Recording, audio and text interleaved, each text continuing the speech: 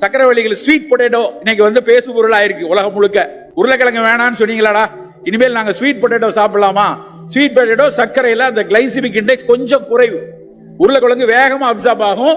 சக்கரவள்ளி கிழங்கு வேக வச்சுட்டோம்னா அதனோட கிளைசிமிக் இண்டெக்ஸ் குறையுது அப்படின்னு கண்டுபிடிச்சிட்டான்.